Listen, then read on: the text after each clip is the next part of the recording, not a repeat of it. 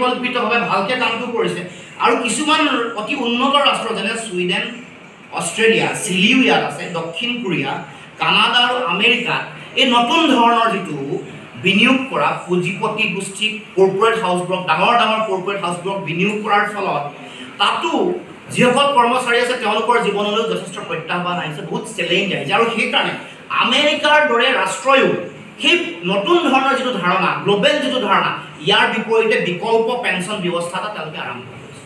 গতিকে এই কথা বতৰাবোৰ মই পটভূমিত আপোনালোকক কথা বতৰাবোৰ ক'ব খুজিছোঁ আৰু যিটো পুৰণা যিটো পেঞ্চন নীতি আছিল এইটো যে সম্ভৱ দিব পাৰি সেইটো প্ৰমাণ হ'ল। এতিয়া যিটো কথা কৈ থকা হয় যে দিব নোৱাৰি, কেন্দ্ৰীয় চৰকাৰৰ অধীনত কেন্দ্ৰীয় চৰকাৰ নীতি এটা অসম চৰকাৰে মানি চলিছে। আমি অসমলৈ আহি আছোঁ, অসমৰ ক্ষেত্ৰত কিয় চৰকাৰে কৰা নাই, কি কাৰণে কৰিছে, কিয় বিশ্বাসঘাতকতা প্ৰতাৰণা কৰিছে, এই সম্পৰ্কত তথ্য পাতি আছে আপোনালোকক দিম। কিন্তু মই ক'ব খোজা কথাটো হ'ল যে পুৰণা যিটো পেঞ্চন নীতি এইটো দিব পাৰে সম্ভৱ, তাৰ প্ৰমাণ পশ্চিমবংগই প্ৰথমৰ পৰা দি আহিছে। তাত TMCৰ চৰকাৰ আছে, তৃণমূল কংগ্ৰেছৰ চৰকাৰ আছে। পাঞ্জাৱত আপৰ চৰকাৰ অহাৰ লগে লগে পুৰণা পেঞ্চন নীতিটো তেওঁলোকে প্ৰয়োগ কৰিলে। ৰাজস্থানত কংগ্ৰেছ চৰকাৰে দি আছে।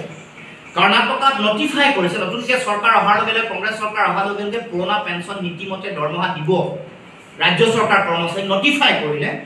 ছত্তীশগড়ত কংগ্ৰেছ চৰকাৰ আছে, তেওঁলোকে দি আছে। ঝাৰখণ্ড মুক্তি মৰ্চাৰ চৰকাৰ আছে, তেওঁলোকে দি আছে।